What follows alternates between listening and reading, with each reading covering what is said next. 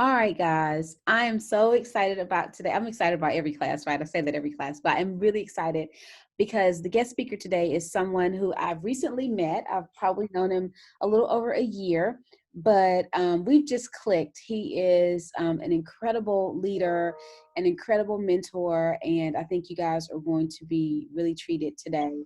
In taking a subject that is sometimes hard and confusing, and what is a CV? What in the world is that? Is that really a resume? And then how do you make your presence known on these social media platforms that we all use? And so I'm excited to introduce to you Dr. Jeffrey Cook. He is the Chief Pharmacy Officer and Assistant Dean who works with UAMS to provide safe and efficient pharmaceutical care in the health system. He sees collaboration and caring as the primary tools for accomplishing life tasks and the mission of UAMS. Dr. Cook has been working in leadership roles for over 25 years and has served in the U.S. Army. After his military career, he worked as a clinical pharmacy manager, a hospital pharmacy director, and now is chief pharmacy officer. His strengths are pharmacy operations and business. He is a trained project manager and pharmacy technology enthusiast. Dr. Cook holds a doctorate of pharmacy and dual master's degrees in pharmacy economics and business administration from The Ohio State University, University of Florida, and Stetson University, respectively. And so I'm excited, guys, to introduce you to our phenomenal Chief Pharmacy Officer for UAMS, Dr. Jeffrey Cook. Dr. Cook, I have made you co-host so you can share your screen. And I want to always warn our guests, this class is very active in the chat. And so you'll see, you'll want to monitor the chat as well. I'll be in the background if you need anything, but at this point, I'll turn it over to you. Excellent. Thank you so much, Dr. White. I really appreciate the opportunity. This is an opportunity to not only get in front of you to talk to you about CVs, but just to let you know a little more about the health system in general. One of the top questions I get when students come in is, what's different in the health system than other environments? So community-based practice, research, or wherever you would decide to go into.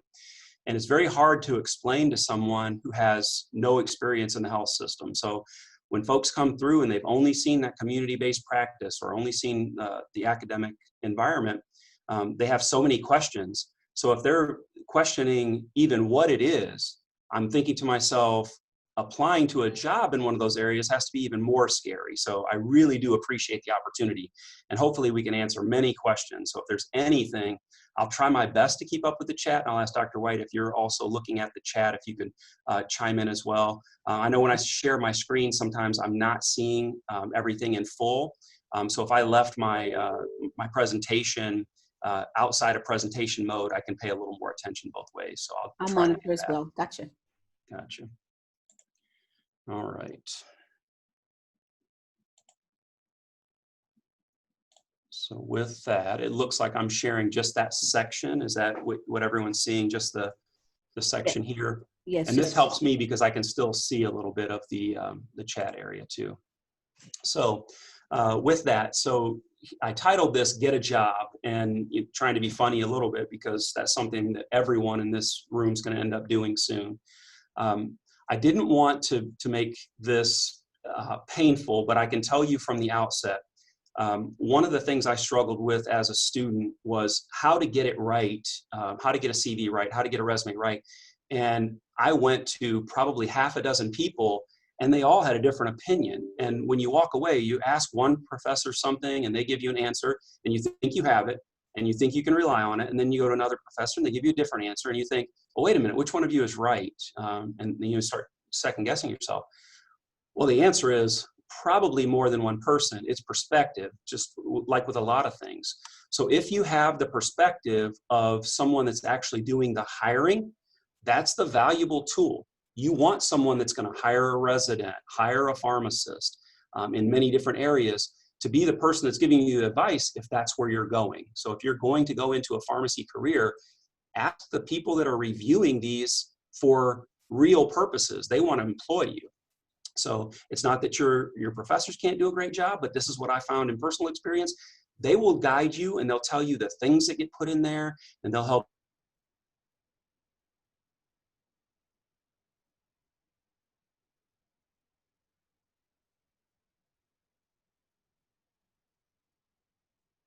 I'm looking for in someone just like yourself. So hopefully that's very helpful to you. So the objectives that we have here, I get the question a lot, what's a resume, what's a CV? So we'll talk about that and when to use them. We'll define what goes into it. Many different things go into it. It's not just one or two elements, and those are the core pieces that you need to focus on, but many things go into it. We'll talk about the order of the items in the CV. That plays a role as well. There are times when things are out of order, and it makes the person reviewing your CV for a potential job, makes it a little more difficult. And sometimes if they can't follow you, that may give someone else a potential advantage. We'll talk a little bit about aligning your CV with a personal mission statement. So if you all haven't created a personal mission statement, it's something that can help guide you. We'll talk about how you should research a company before you get to a point where you're going to apply to that company. You should at least know what you're jumping into. And then we'll talk about how you can alter your CV based on a couple of things.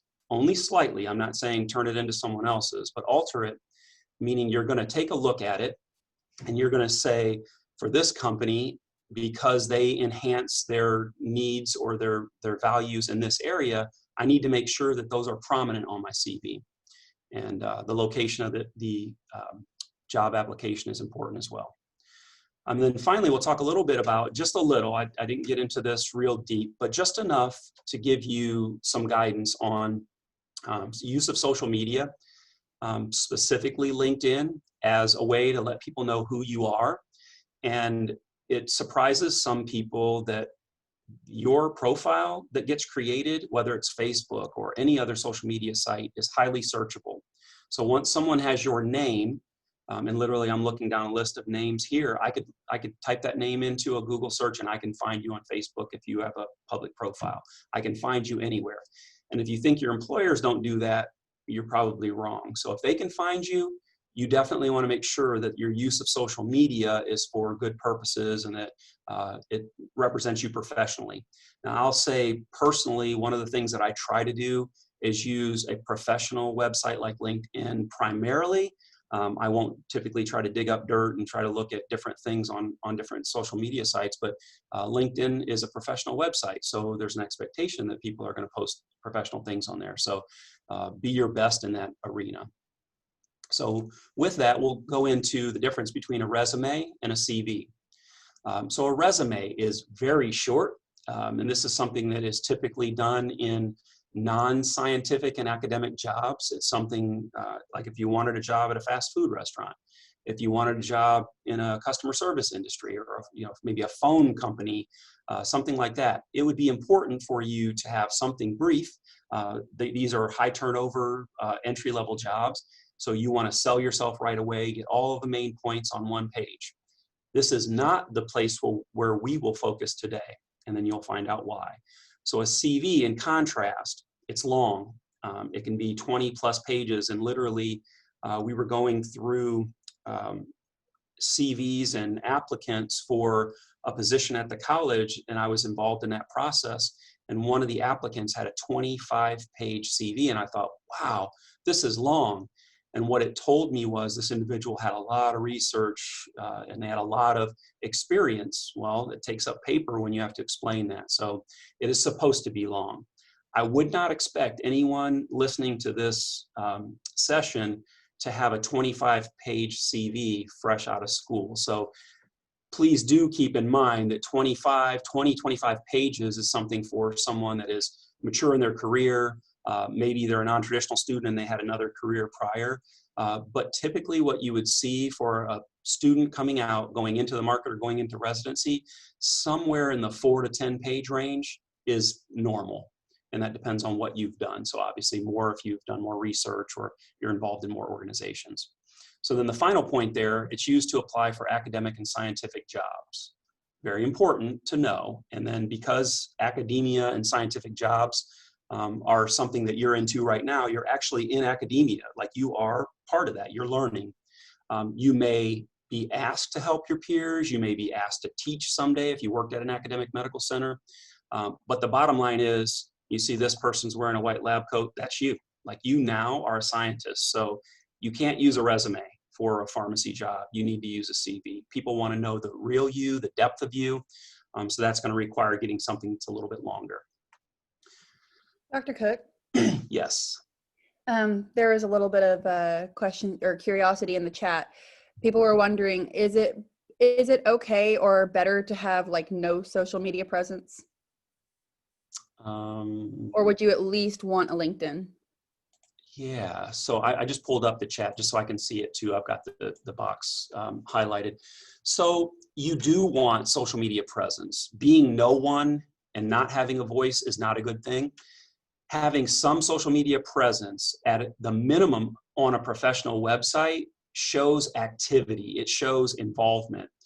Most employers in a health system role, like myself, like I do have a retail pharmacy, I do have specialty, I do have clinical, ambulatory, inpatient. So with all those divisions, you have to think, I'm looking for people.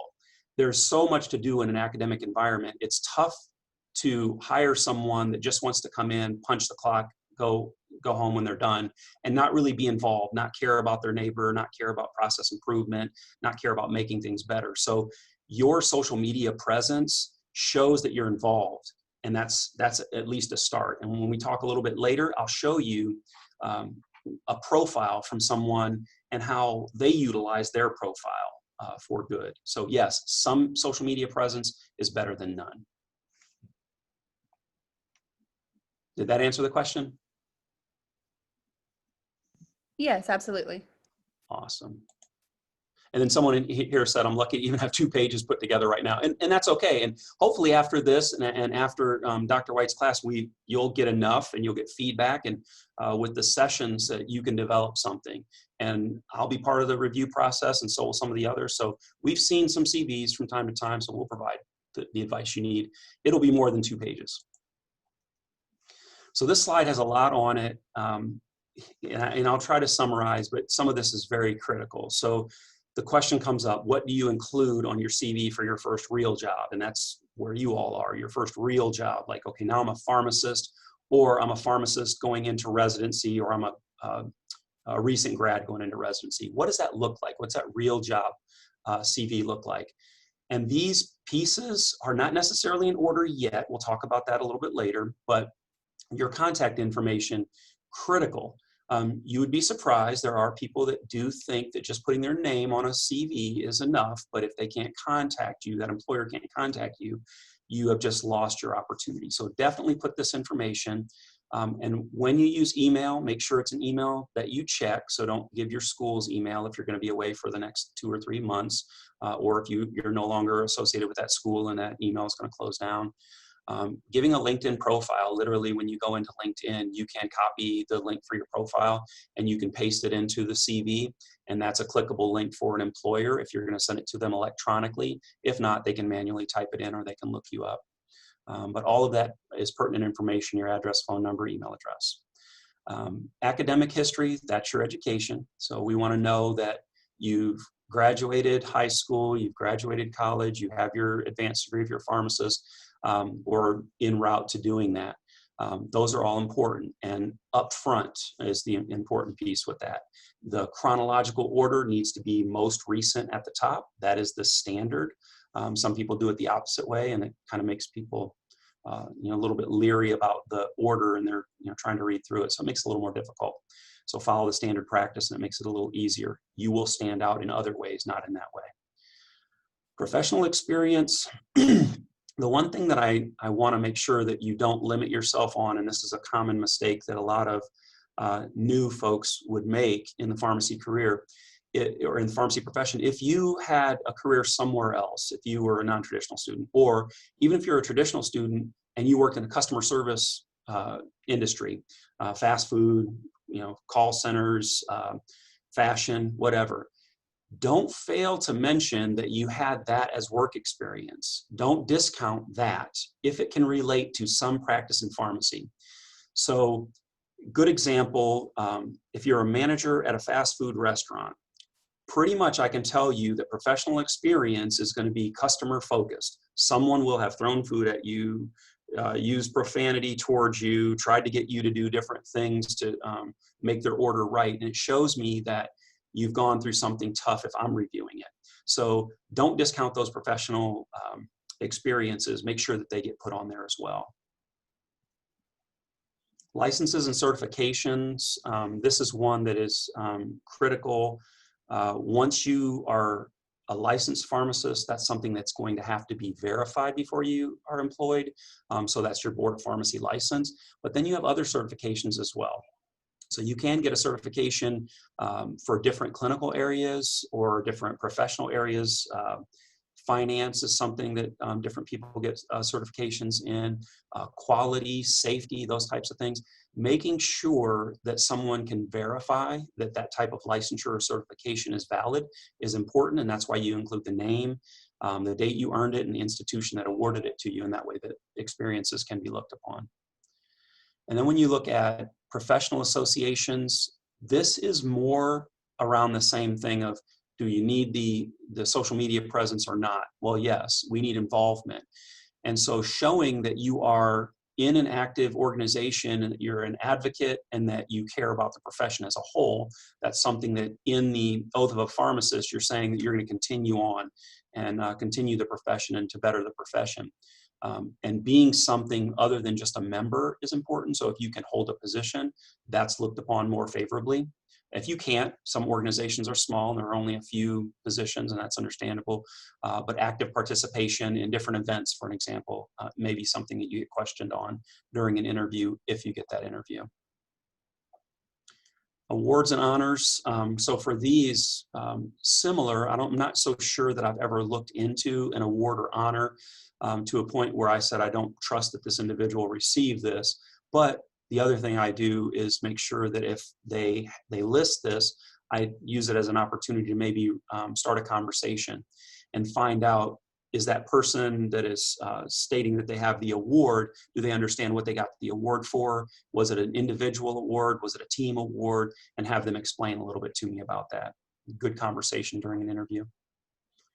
And then publications, presentations, grants, and scholarships, I consider those all very important, and those need to be included, especially if you're going into an academic job, you're going into a research job, you're going into a residency, for an example. Those are very important. What we're looking at and trying to judge is whether or not you're outwardly participating, you can think about the profession, you're contributing, and you're trying to better the profession. So similar to professional associations, but this is actually showing something you did and you were associated with. So making sure to give credit to those that are there, so including your co-authors, and making sure that anything that happened during those publications or presentations that were specific to you, that you're listing that. So you did this in front of a group of 1,000 people, that tells me you have those public speaking skills. So that's important as well. And then finally here, qualifications and skills. This is somewhat controversial, and I list that as the first bullet there. There's a couple ways you can do this, and you may have seen this on a resume, or if you've ever done research on resumes or CVs, sometimes you would see a section that says, here are my skills. I can work in Microsoft Office. I can work in different accounting tools, those types of things. It's fine to have a section like that if you feel that it's important. But what I would say is it's more important when you list your professional experiences that you give maybe a one-liner or a bullet or two about what you physically did there, what skill set you had to maintain in order to have that job be successful. And it's easier to blend it in with everything else rather than draw attention to one section, because typically first job out of school, that's going to be a very small section, and that'll draw attention to the fact that it's very small. Well, you're young in your career, or early in your career, it's supposed to be. So if you've blended it in with all of the other professional experiences, that's fine as well. So I wanted to pause here and go back to professional experience, because one question that I get quite a bit is, how long should I list my APPE rotation experiences? And the answer is, until you land that first job and you've been working in that job for that first year. 1 year into a career shows a lot more than what your APPE experiences led up to, but your very first CV should include those APPE experiences, and it gives someone an opportunity to say, this person dug into these types of things, this must be their interest, but they have many different mentors along the way. And some people choose to list their mentor's name or preceptor's name. Some folks choose not to. I'm going to tell you that if you do list a preceptor's name, pharmacy is a small community, And I can guarantee you that if I get one CV and it lists a peer's name on it as a preceptor, and I'm going to give you a job, I want to call that person and say, hey, give me some feedback on this student. How did this student do? Just to get a clue about whether or not you were engaged, whether or not you were someone who, had a thoughtful rotation, and that you were you showed up on time. Those types of things. Those are just skills that you look for as a hiring leader. So now you've got all of these different things that have to go on a CV. So you know what to include. And when you look here, you have to make sense out of the pieces. And people ask the question, what do you put first? Where do you put this? Does this belong in a certain spot? So the answer is this. It can go together in different ways. So if I get into slide 7, I'll show you. If you ask 10 people, you're going to get 10 answers. I said this at the beginning. I think I might have said half a dozen. But if you ask half a dozen people, you're going to get that many answers, different answers. And this is a logical order for a first job as seen by most health system leaders. So whether it's a post-education position in residency or it's post-education position straight into the industry, this is a very logical order for all of those different things. Contact information is always at the top. I haven't seen a CV yet that's been successful that didn't have that. That just tells us who you are. So now I know who I'm speaking to if you show up for an interview. Academic history, education, professional experience, those are the things. So if you look at the top 4, 1 through 4, those are the rule outs. If you don't have those things together and you don't have those qualifications and licensures and certifications that are necessary for the job, you can be ruled out in those. So making sure that it's pertinent, making sure that it's legible. The person that is reviewing an application or a CV is going to try to do it in as little time as possible, trying to be efficient. And those are the things that they're going to use to rule out. So making sure that those are robust is important. And then the rest of those, based on the types of positions that you're applying for. If you're applying for a position in academia, I want to make sure that your publications and presentations are there. You can apply for a grant, and you know what that application process looks like, even to some degree scholarships, because it sets you up to write grants. So I would want to make sure that those are robust. And even if you put them down 7 and 8, it wouldn't be looked upon less favorably because you put them lower in the CV. It's one of those things where as long as it's robust and it says what it's supposed to say, their eyes will be drawn to that. And it doesn't matter if you put awards and professional associations above that. So that's a logical order, but like I said, if you ask 10 people, they may say there's a different order to this. I think the only thing that's not arguable is contact information at the top. So you'll definitely see that.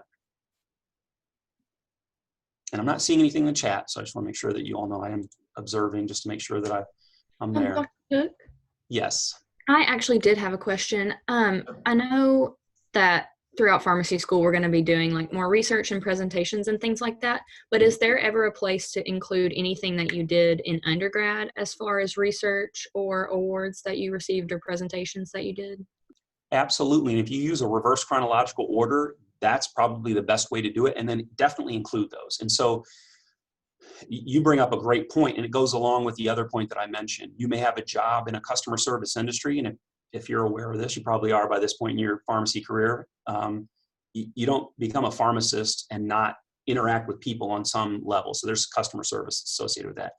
Now, if it's research and you're doing research and it is prior to you getting into pharmacy school and it's research that was significant in some other field, it shows that you had early involvement. And I look for that. So how early was this person involved? Did they wait until their last year of pharmacy school to get involved because they were trying to build a CV? Or were they true to themselves and this is what they've wanted to do all along, and it proves it because they were doing something in high school or early undergrad?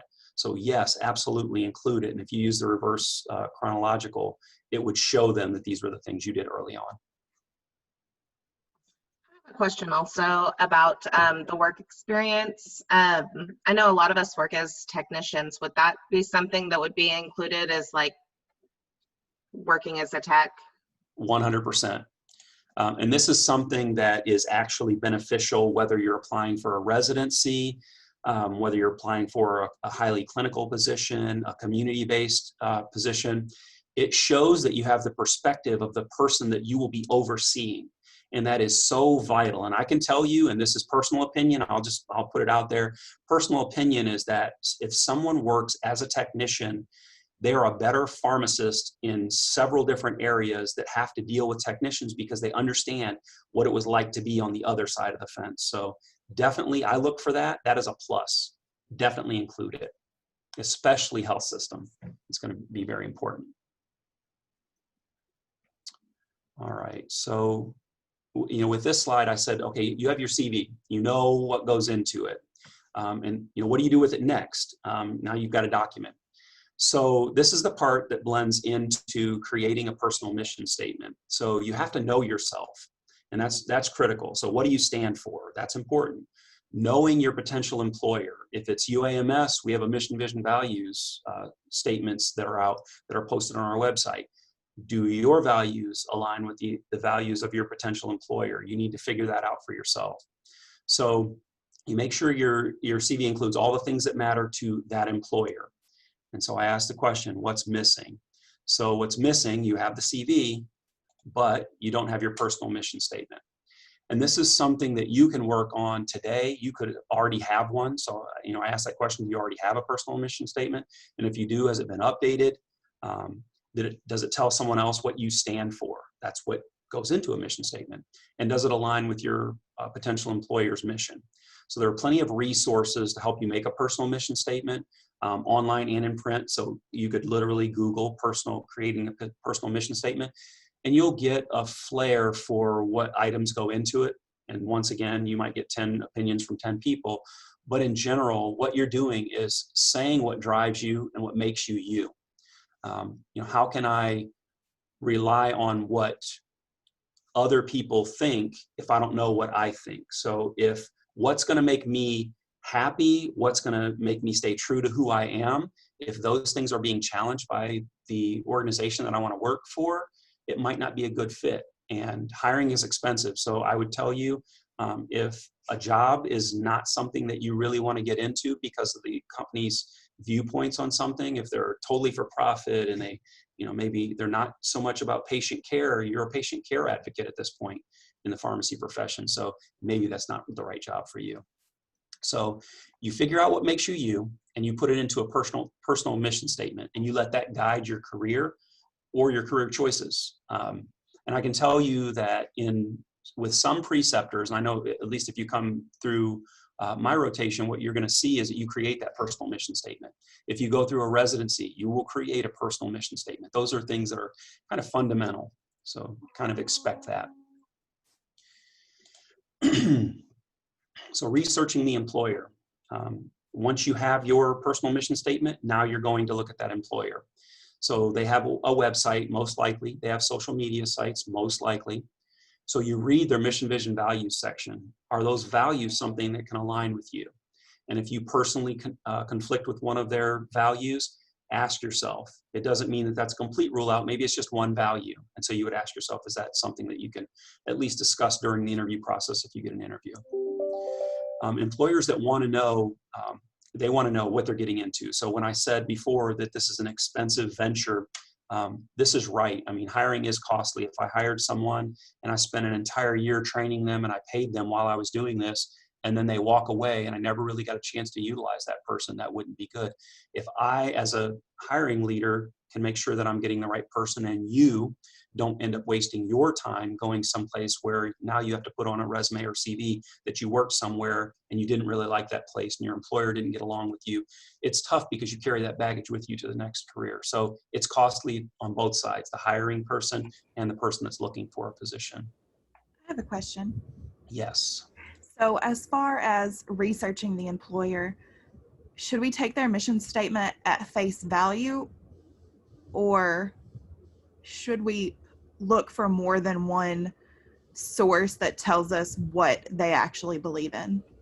Yeah, so like I said, website, social media sites, those are going to tell you almost like the day-to-day operation. So for an example, most health systems, if you read their mission, vision, values, they are all going to say something about patient care, right? I mean, we're a health system and you have to take care of patients. That's got to be critical, and it's going to be in just about every mission statement. the values for an organization. If you're caring for people, caring needs to be one of them, or you need to be compassionate and those types of things. So I don't think you're ever going to find something contradictory. The vision becomes important. Where does this organization want to go? And so I would take the vision of that organization, which is listed in their mission, vision, values, and then I would go out to their website or to their social media site and see if what they're doing matches what they're saying. And so taking it for face value, if you read any mission, vision, values from a healthcare organization, it's going to look just like the next person's in general. If they're all nonprofit, for an example, or if they're all academic medical centers, they should look almost alike. It's what they're actually doing out in the public. What types of things do they do? Do they give back to the community? Are they trying to grow their business to touch more patients and provide more care? Do they have enough family practice offices to support the population? You can read that in the news. You can read that on the websites. You can read that in social media sites. So hopefully that answers that question. And I did see one from Kara. What if you've never written an application for a research grant? Or do you need practice in writing one? So if you've never written one and you don't have any experience in it, don't put anything in that section. That's fine. It's not going to count against you if you're applying to, let's say, a community-based position or ambulatory-based position that doesn't have research or academia tied to it. And you can gain experience after that first job. I don't think there's a huge expectation in certain areas that you have to try to do this prior. But I will say that any experiences that you have, anything that you can put on a CV that would make you stand out from another person is important. So if you could work with a preceptor or a mentor to help write a research grant because you think that's something that you'd get into later, you could put that on your CV, that you're in the process of working on a research grant, and that will give food for discussion during the interview process. Hopefully that answers that question as well. So if you look here, if you have a sense for what an employer values, make sure your descriptions in your CV, and this is the part where I say you can change it or tweak it just a little in order to get what you need out of it. So if, for that example that I list there, if the company values trust, it's very important. In your professional experiences, if you have 3 years of experience in an area, you could, in the descriptor for that, say 3 years of experience building trust with a team, working on a team to accomplish whatever mission using these skills. It's neat because you'd be surprised how many organizations have those as buzzwords. So innovation was one. I worked for a company for 5 years where innovation was a buzzword for theirs. I researched, found that out, and I thought, wow, I am doing some things that are innovative. Maybe if I would accentuate those, it would make my CV look a little bit better. So I did. I got the job too, so it is helpful. All right, so now you've created a personal mission statement, you have a CV, you research the employer, now what? And now the next piece of this, and I'm gonna open up a different window. I'm not gonna click on these links, but the employers are going to research you, and I did mention this before. They're going to look to see if you have professional involvement. They'll look to see if you have a LinkedIn profile. They'll look to see if you have a CV that's loaded there that looks any different. So you definitely don't want to add something to a CV that you don't also add on that social media website. That's important. So being consistent across that platform with your CV is important. And anytime you go on to a social media platform, there's going to be a section where there's the opportunity for different posts to occur. And this is a section that employers will look for, and they're not looking for your skill set when they do this. They're looking for how you relate to others. So this is the very important piece. And so when I think of an application for an individual that I know nothing about, and I do my research on that individual, I'm looking to see that there is at least the potential that they get along with others, they're not confrontational, they don't contradict things just to maybe make an argument on a social media website, but that if there's something about them that they want known, it's okay to speak your mind. And you don't hire people that have really good ideas and ask them to not speak up. So, as an employer, I want to see that you have something to say. You have to stand for something, and that's what I'm looking for when I do that. So what I wanted to do was show you a copy of what the profiles would look like and maybe what one that is good would look like. So this may take me a second in order to do this. You can tell me if you can see this part of the screen when I do this. if I move this into this screen, can you see a LinkedIn profile right now? No, sir. Okay, and so this is important. So I just need to do a new share. I just need to make sure I share the right thing. All right, do you see a LinkedIn profile now? Okay, perfect. So this is a peer or a friend. I met Chelsea through Central Arkansas Water. She actually donated masks to the hospital when her company switched over to a different mask type. She donated masks, and I thought, wow, you know, that was very friendly. She reached out. She reached out on social media. So I'll show you this profile, not to say she's got a perfect profile or good picture or whatever, but what I'm saying is the content on this is the important part. So if you look, you can find out a little bit about her. You know, she's got a lot of connections. You can see that you can endorse her as a friend. We have a mutual connection, the mayor of Little Rock. We see some activity. I'll come back to that. But you can see this is the important part. You can see her experience, everything that she's done that makes her who she is. She's proud of that. Here's her education. She's proud of that. Here's some skills and endorsements from others. Proud of that. And then when you get down into interests, I can click all, I can see every bit of her interests. So what I'm looking at, and if this was you and you were applying for a job here, so if you didn't have any pharmacy professional organizations there, I would ask, oh, I wonder if this person's involved in those pharmacy groups, or I wonder if this is one of those things where this might be a new profile, and that's fine. So when my students come to me in a month of a rotation, we take a look at this profile and try to develop this profile. And I bring this up specifically because I want you to know that your CV and the information that you're telling someone there should be matching what your profile says on a social media website. Now I'll go back up to this section. Like I said, I was going to go up to activity and see all. And when I look at posts, this is something that a potential employer may do. I'm going to look at what you're posting. And is what you're posting professional? Is it respectful? Is it caring? Is it informational? Is it something that can be used professionally? Did you understand the audience that you had? That becomes important as well.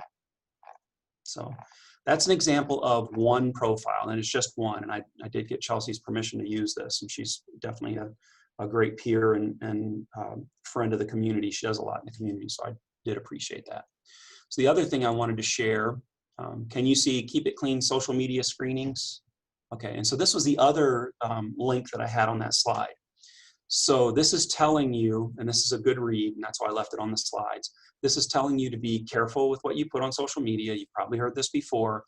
You would be surprised some of the things that get used and don't even get reported. So you may have an employer that's looking at a CV, goes to your social media website, rules you out, and doesn't owe you an answer at all. They would just say someone else has better qualifications, or they're looking at a different applicant. So keeping it clean is kind of important. And I didn't say don't have fun. You're in college, you should have fun, but just making sure that the social media site doesn't sell the person that you don't want it to sell. And then here are the social media channels that we check, or not just me personally, but that most people check. And LinkedIn is the most common, so that's important. Facebook and Twitter are the second and third most common. Of course, there are certain social media websites where things aren't traceable, so people realize that. And this is another important piece. If you have a profile and you erase the entire profile, that sends up a red flag. If I can't find you at all on a social media site the day after you apply, but I saw you before, when I was reviewing CVs, that sends up a red flag. Like, I wonder why that profile's not there anymore. And then what this tells you is use social media to your benefit. And that's true. You can use it to your benefit, and literally you can put things that you want an employer to see. And that makes sense. Now, it doesn't mean you don't have a personal life, and on Facebook, you can't talk about your dog and your family and, in a barbecue that you went to. That's fine. And that is all nice stuff. That's great. But if I went to a professional site and I'm taking a look at you, make sure that the professional stuff is in there. That's the important thing. Sell yourself. And then in terms of privacy, so I'll let you read that yourself. That's not something that I necessarily wanted to focus on. And I'll get the screen to share back to the other screen so we can finish up.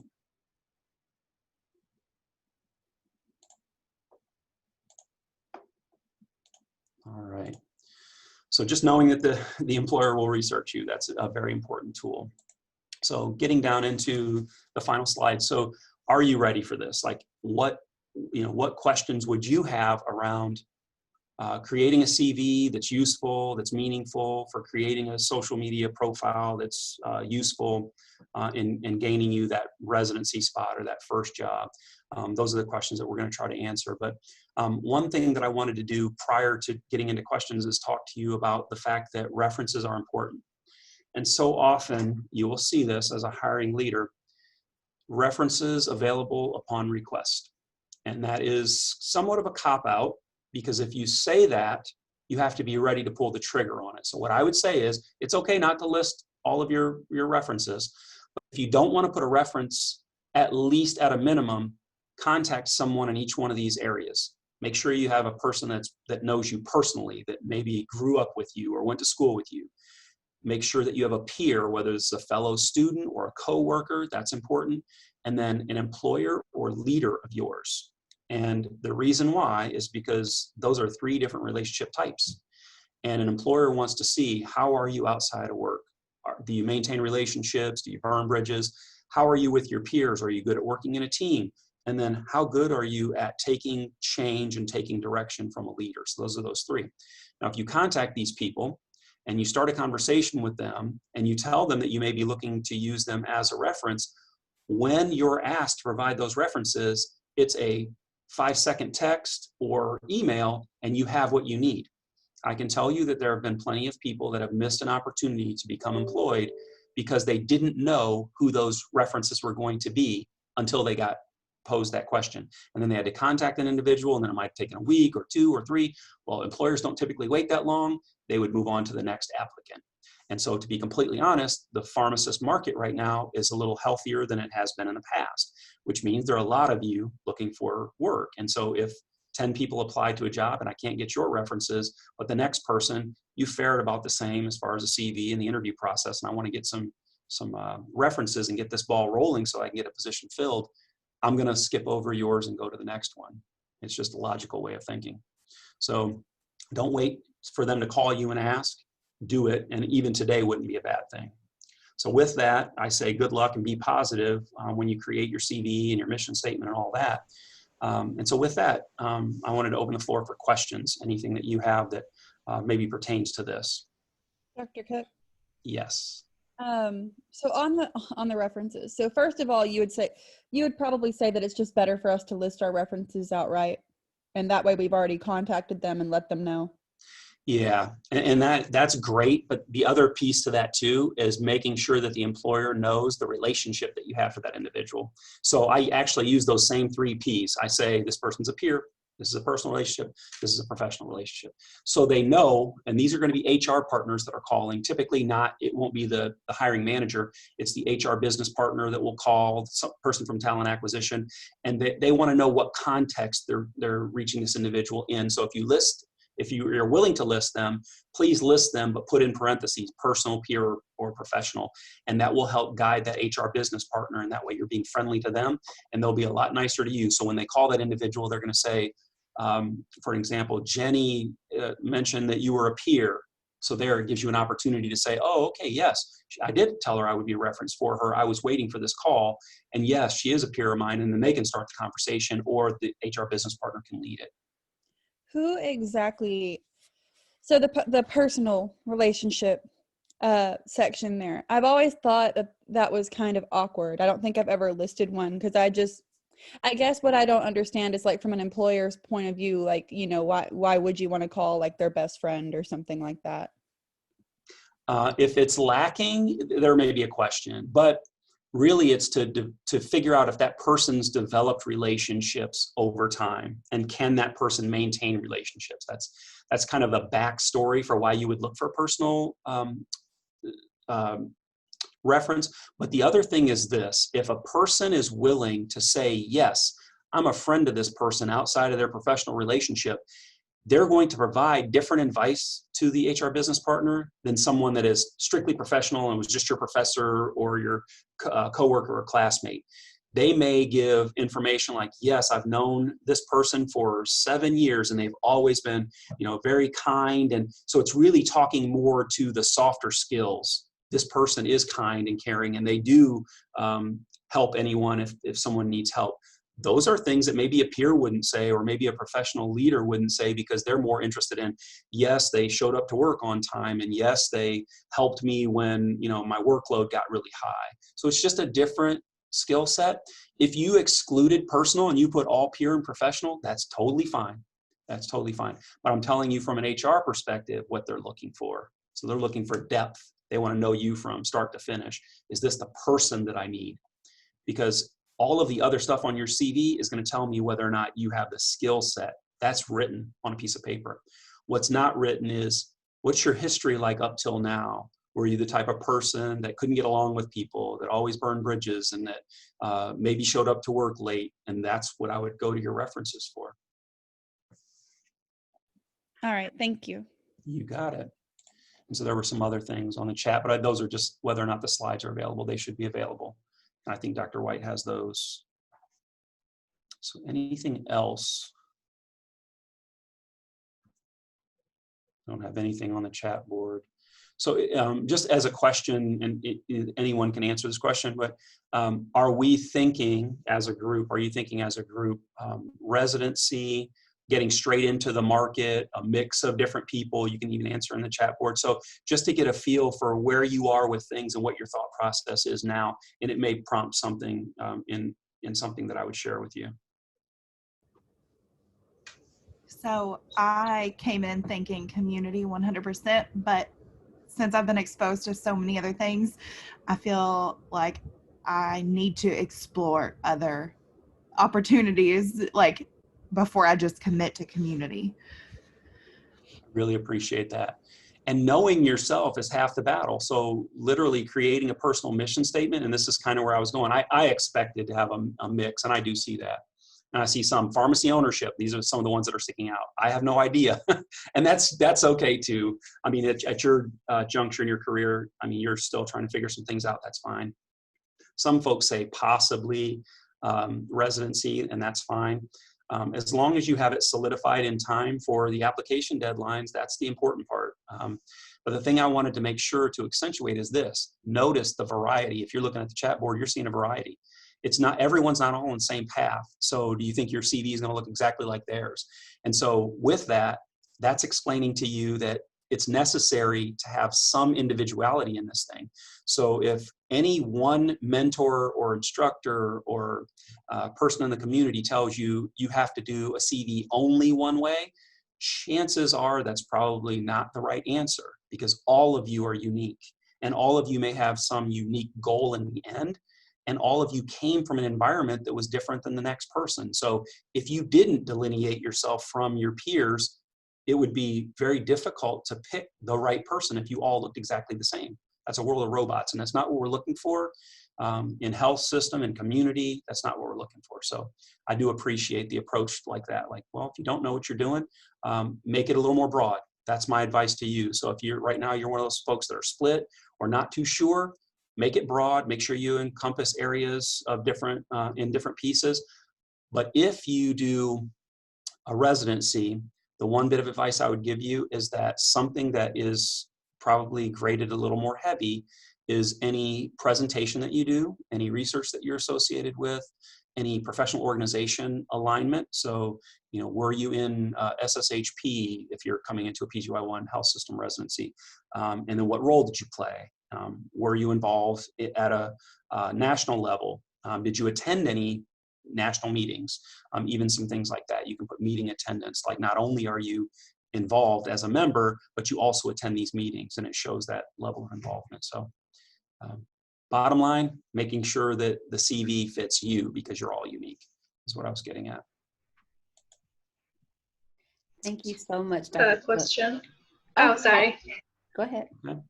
I was wondering if you get a job as a pharmacist without a residency, if you worked for 3 or 5 years, would that be an equivalent to a residency eventually if I apply for the next job or something? I appreciate that question, and that comes up quite a bit. So the answer is yes, in theory, but in actuality, what happens is if you go into an environment where there is a divide, and this is common in academia, where you have clinical specialists and you have pharmacists that work distribution. And when there's a segregation like that, if you come straight into the market, you'll likely come straight into the market into one of those distribution jobs. So you'll do product checking, maybe some IV mixing and those types of things. And if you're working 3 to 5 years in that area, you still didn't develop the skill set to be a clinical pharmacist. So the question you would ask the facility that you're trying to jump into is what their pharmacy practice model is.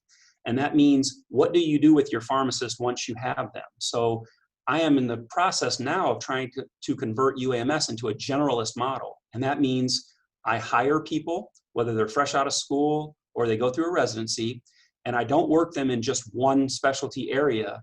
I make sure that they have specialty experience, they have distribution experience.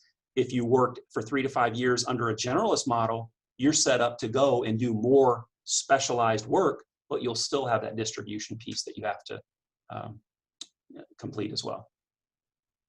Thank you. It looked like there were some things in the chat. I don't want to miss anyone. There's a question about what Fatima's question was, and it was explained. And Yes, yes. Someone said that sounds awesome, Dr. Cook, your pharmacy practice model that you're implementing here at UAMS. And so, Absolutely. So thank you again very much, Dr. Cook, for your time, for your wonderful advice. And so, guys, we'll have an assignment where you guys will start crafting your CV, and your small group leaders will review those, and Dr. Cook has volunteered to serve as one of our small group leaders for that session, and so I'm excited that he will give his advice firsthand from the man himself. And so anyway, you guys have a wonderful weekend. I know you're studying biochem, but remember to take some time to step away from the material. That is your assignment from me for the weekend for career orientation. And the other thing is, later on this afternoon, we will be announcing your brand new P1 class officers. I'm so excited for that. I have not looked at the results yet. My assistant is compiling them, so I haven't even looked. I haven't taken a sneak peek. So that will come this afternoon. And then remember, on Monday, we have our next small group. I think we're going to try Teams because Zoom was a complete and total failure for me last time. And so I think we're going to try Teams. Apparently that works better. But just watch your emails. And so you'll get an email on where we're going to do Monday's small group, as well as the information for, you're dying to know, Emily, me too. I'm pins and needles about the results.